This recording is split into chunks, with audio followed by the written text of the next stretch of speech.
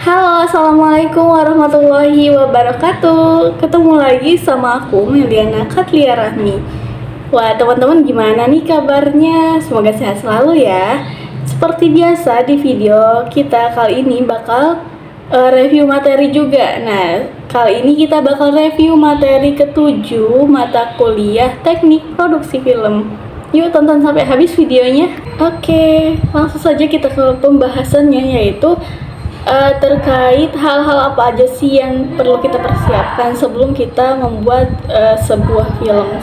Yang pertama tentunya yaitu format penulisan. Format penulisan ataupun penyusunan skenario itu bisa berbeda-beda ya, bergantung gaya ataupun selera dari si penulisnya tersebut. Meskipun dari segi isi, format skenario itu tidak berbeda, namun format skenario ini terdiri dari 6. Format skenario ini memuat hal-hal berikut ini. Judul scan ini di dalamnya berisi tentang keterangan di luar atau di dalam ruangankah pengambilan video tersebut. Nah, di dalam format penulisan ini terdapat beberapa hal ya. Yang pertama yaitu tentang judul scan, dan yang kedua yaitu pemeran, selanjutnya yaitu deskripsi visual, lalu tokoh dialog, beat, dan juga dialog. Nah, judul scan ini biasanya di dalamnya berisi scan 1 ataupun keterangan di dalam ataupun di luar. Nah, biasanya disebut eksterior atau interior. Selanjutnya yaitu nama pemeran. Nah, nama pemeran ini secara internasional itu tidak lazim dicantumkan. Namun beberapa penulis di Indonesia itu sering mencantumkan nama pemeran karena itu dianggap penting oleh mereka. Selanjutnya yaitu deskripsi visual, berisi tentang tempat kejadian, suasana tempat kejadian, juga peristiwa yang terkandung dalam scan tersebut. Contohnya misalkan suasananya malam ini tuh hujan deras dan juga dibarengi dengan petir dan angin yang bersahut-sahut. Selanjutnya yaitu nama tokoh.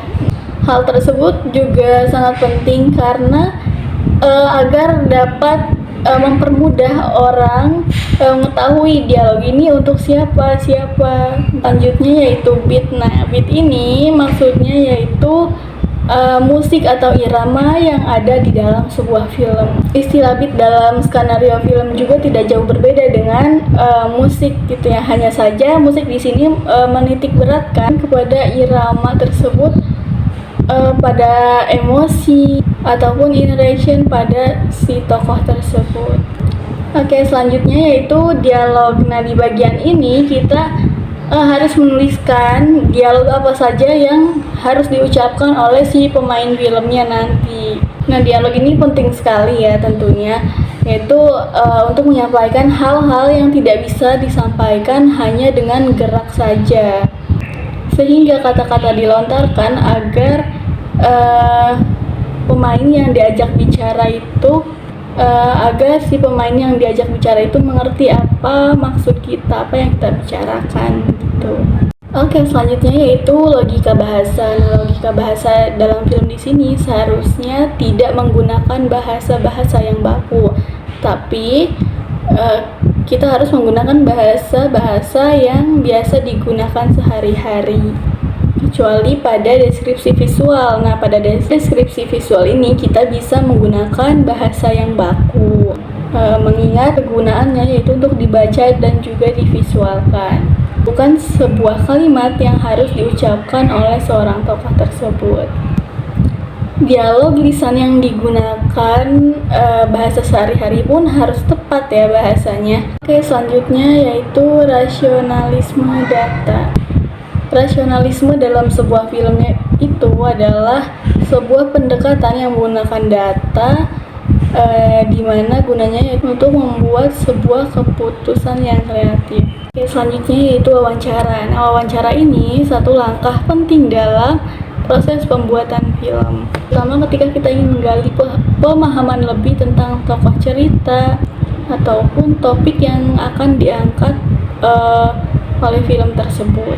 Teknik wawancara, penulis akan melakukan riset visual tentunya untuk menemukan alur cerita, yaitu berupa wawancara kepada beberapa narasumber dan juga subjek utama. Selanjutnya ada beberapa langkah yang dilakukan sebelum melakukan wawancara.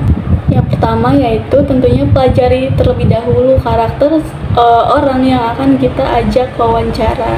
Yang kedua, buat pertanyaan yang akan diajukan kepada narasumbernya nanti. Yang ketiga, pastikan alat rekam yang kita gunakan untuk wawancara nanti siap ya. Selanjutnya yaitu tentukan waktu dan juga tempat yang sesuai untuk wawancara. Selanjutnya yaitu biarkan narasumber merasa nyaman sehingga mereka dapat mengembangkan cerita ataupun hal-hal yang akan dia sampaikan. Selanjutnya yaitu dengarkan dengan seksama apa yang mereka sampaikan. Selanjutnya pastikan direkam dengan baik dan aman ya, dan rekaman disimpan secara baik. Dan selanjutnya wawancara selesai. Selanjutnya yaitu studi pustaka. Dan studi pustaka ini yaitu studi pustaka merupakan metode pengumpulan data dengan cara mencari referensi, literatur, ataupun bahan-bahan teori yang diperlukan, yang tentunya dari berbagai sumber yang berkaitan dengan film yang akan kita buat. Selanjutnya yaitu data visual. Nah, istilah data visual dalam pembuatan film di sini beda dengan istilah data visual pada umumnya ya. Sebagai gantinya, istilah yang lebih sesuai adalah elemen visual atau visual dalam film. Mungkin itu aja ya review dari aku. Pertemuan ke-7 mata kuliah teknik produksi film. Oh iya, minggu depan kita udah ketemu ujian tengah semester aja nih. Teman-teman doain ya, semoga aku dan juga teman-teman yang lainnya dilancarkan mengerjakan soalnya dan mendapatkan nilai yang memuaskan.